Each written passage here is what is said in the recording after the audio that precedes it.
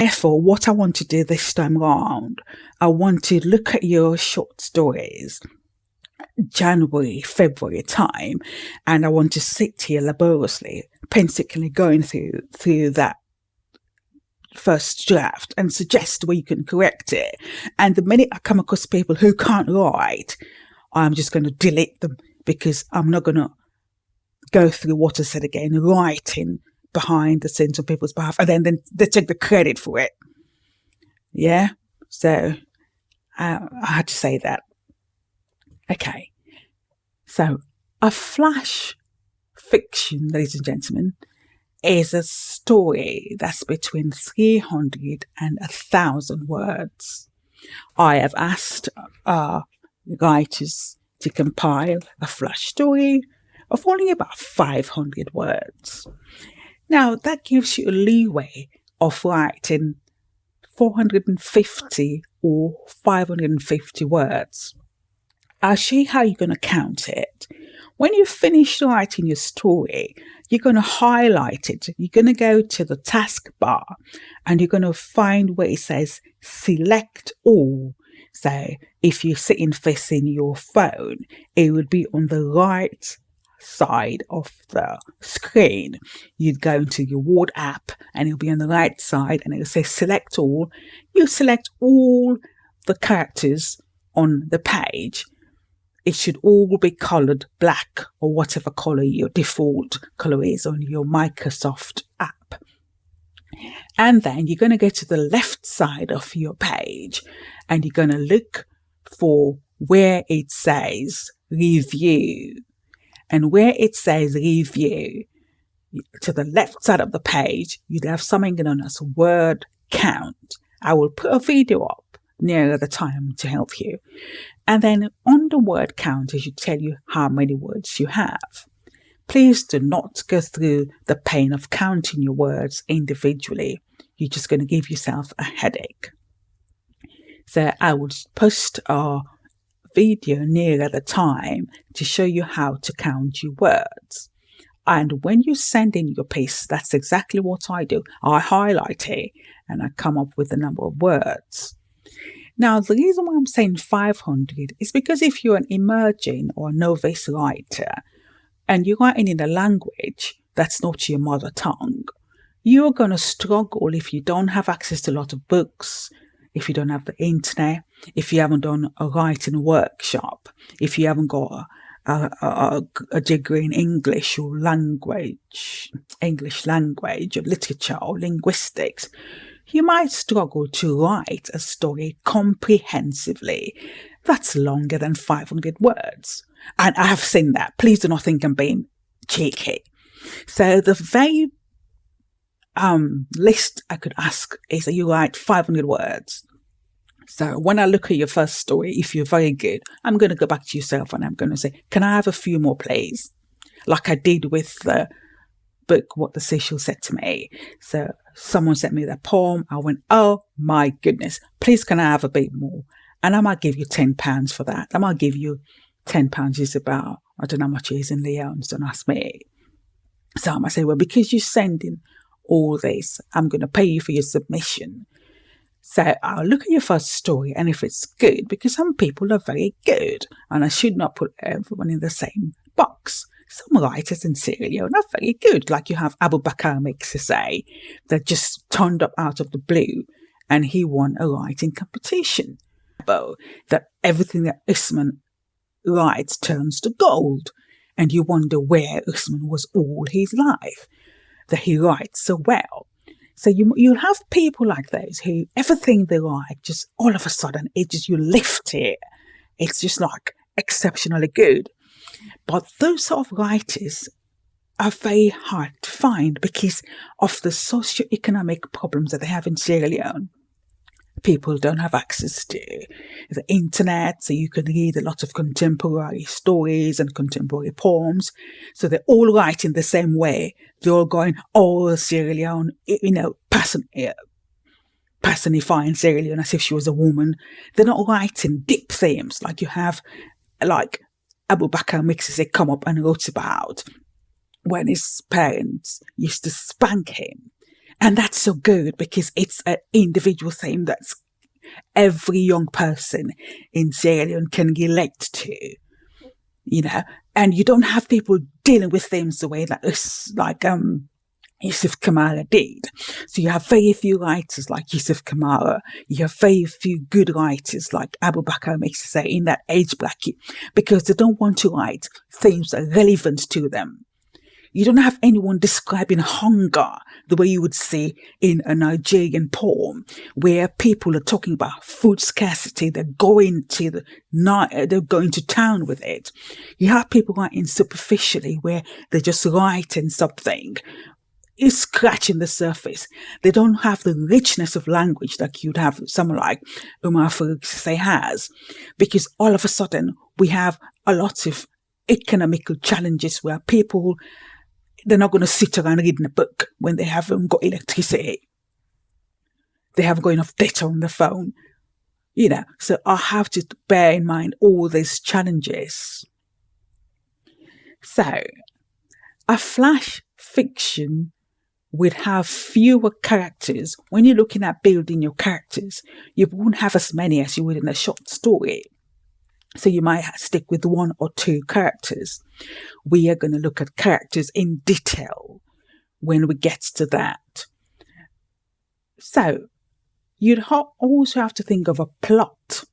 A plot is what we describe as the storyline.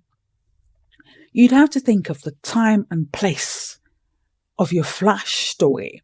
If your story is set in Lone Star, I don't want to see you in the next paragraph telling me about what's happening in Bonth, because you told me about Lone Star. So you have to stick to your time and place, except you change it with words. In a flash story, you might have to think of how you're going to write. If you're looking at complex settings, setting means like where you depict place and time. If you want to look at something complex, you have to think of whether you have enough words. You might not have enough words. A flash fiction, due to its word count, does not change setting as frequently as in a short story. This is because with every change of setting, you have to use words to introduce the setting. Setting is only to say where the flash story, the scene, where it's depicted. So my setting might be Lone Star, like I said, in my nice house in Lone Star. The plot is another thing we have to look at. The plot is a sequence of events, of things happening in the story. So the plot in a flash story, we start in the middle. Please do not give me a story that says, one day I woke up. That's not how we write flash stories. I would expect you to start in the middle, like, he went into the shop and all he could see was this writing on the wall. So a flash story starts in the middle. You assume that something has happened before. You do not start with once upon a time. You start in the middle, and then that's where you build up your introduction from. You start as if something had occurred before. So my first line might be, Jack walked into the shop with eyes as wide as saucers, and instantly his gaze became fixated on the writing on the wall that says, no Creoles allowed to participate in politics. Something like that. So that is the start of my flash story. Or it might be something like, Aisata knew that as soon as she turned 8, her nan was gonna come to her mom and say, has she had that thing done to her yet? Aisata knew the thing was what happened to her sister when her sister was 8, and what happened to her cousin when her cousin was 9, but Aisata didn't know what the thing was. She knew that the thing involved cutting something that was between Aisata's legs. something like that. So that my story will then build up, and I'll start looking at circumcision. So we're going to start in the middle, and we're going to use words to explain the opening of the story. And I would look at a catchy or introduction as time progresses. So a flash fiction has a simpler plot, as it doesn't have the words to establish a complex plot. Complex means detailed. It means when a lot of subject matters are intertwined. Intertwined means I'll be talking about Isata getting circumcised on one level, and on a deeper level I might be looking at what's happening with young girls in Sierra Leonean society. So I might have a subplot, I might have a main plot. In flash fiction, you find it harder to do complex plots, so most people stick with a simple plot. A theme, as said, is the main idea or subject. So my theme might be circumcision, whereas I might have sub-themes, which might be the experience of girls growing up or something like that. But my theme is the predominant subject, where you would expect to have it reflected in paragraphs as the story unfolds. We'll talk about that, because I find a lot of Sierra Leonean writers that I've come across struggle to stick to one theme. A gentleman sent me a poem when I was collating poems, What the Seashell Said to Me. Every stanza had its own theme. I was like, holy moly, what's happening here? How can you have one poem with so many themes? And by the end of it, reading what he sent me, I had a terrible headache. So one theme in a flash story, if you're as good as Umar Farouk, I would expect you to have 3 or 4 themes. If you're as rubbish as Bridget James, I'd expect you to have 1 or 2 themes only, because it's a flash story and you want to elaborate on your theme. So we're also going to look at genres. You might say it differently depending on where you live. A genre is spelled Genres. So you might say differently depending on your accent, or depending on where you acquired English. I say genre. I know some people pronounce it differently. Low fantasy.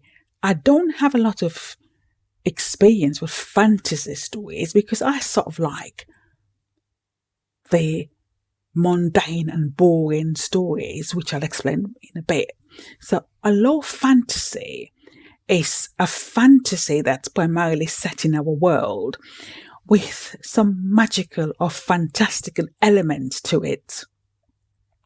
When you start going deeper, we call it a second world or high fantasy. And that's a fantasy set primarily in another world, including sword and sorcery. You might say, well, I have read a lot of stories, fantasy stories written by Africans. I'll let you name a few. Portal fantasy is a fantasy story in which characters travel from one world, usually ours, to another. You're probably thinking of Doctor Who now. And this genre bridges high and low fantasy. And you probably read fairy tales, often for children. These are stories in which a magical being or force propels plot or helps the protagonist. Now, the word protagonist is a noun for the main character. You might have been taught that they're called a hero or heroine, but because sometimes the protagonist is a villain, I prefer the word protagonist. So your protagonist is just the main character, because not all protagonists are good people. There might be a villain. For example, a myth. We have a lot of myths in Sierra Leone, and I would like to see how you translate these myths into your flash stories, because a lot of the myths that we have in Sierra Leone, they give body to stories, and they make your story typically Sierra Leonean. So we have legends and fables, and there's the stories that explain the world through fantastical beings and gods. So I like to see how you write your myths, and I'm looking forward to collecting these flash stories because we have a lot of myths in Sierra Leone. I also a lot of stories when I was a child growing up by my mom and dad. And then we have sci-fi, fantasy, or horror stories. And you're going to start telling me now about Harry Potter, aren't you? And maybe there's some element of Doctor Who here as well, sci-fi fiction. Ideally, I want to see a sci-fi that doesn't racialize characters.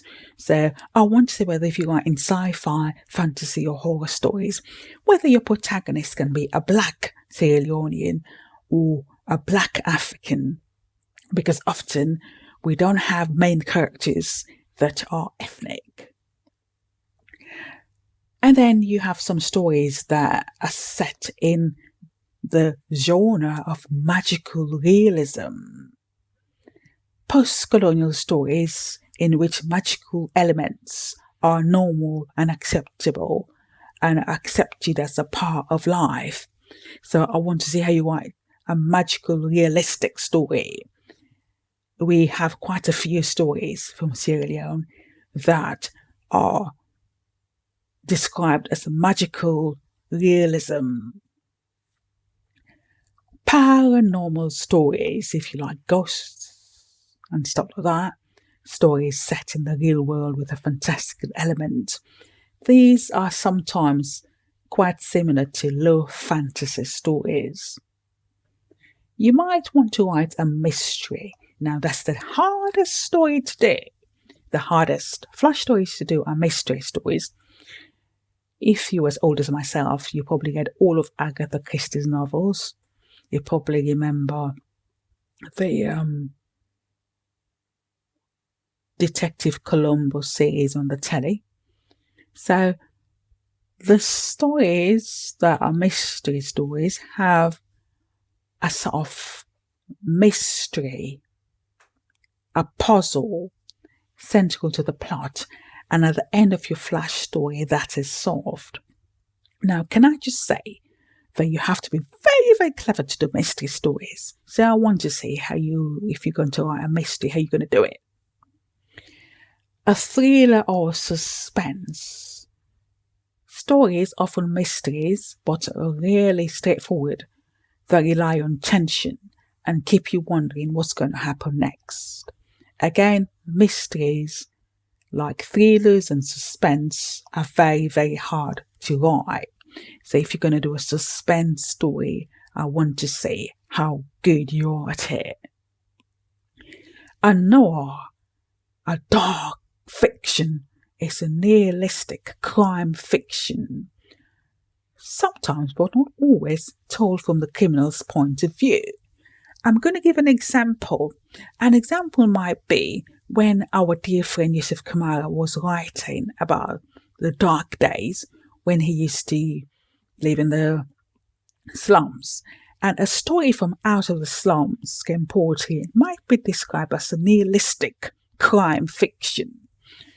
Although most of it was non-fiction, if you're writing from that perspective, it might be described as a noir fiction.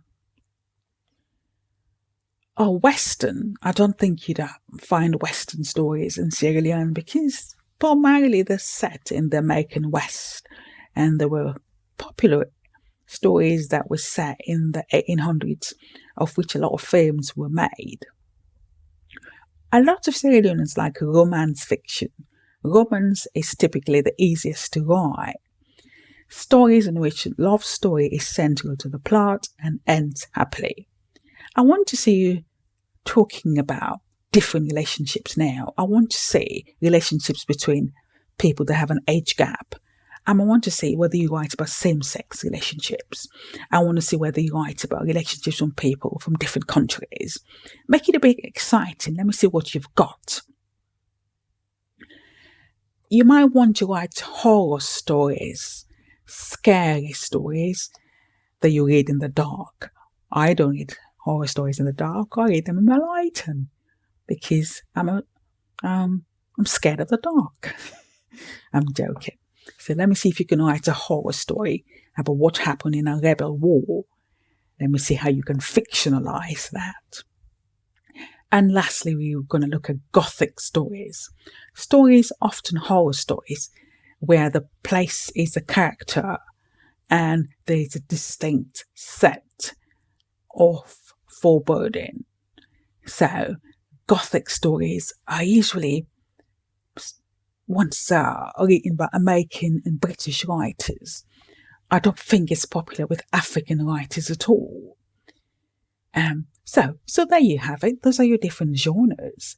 And if you think I've omitted any one of them, ladies and gentlemen, please, when this video airs, please write a comment in the box, the comment section, and I might try and amend the video to include what you've said. Thank you very much.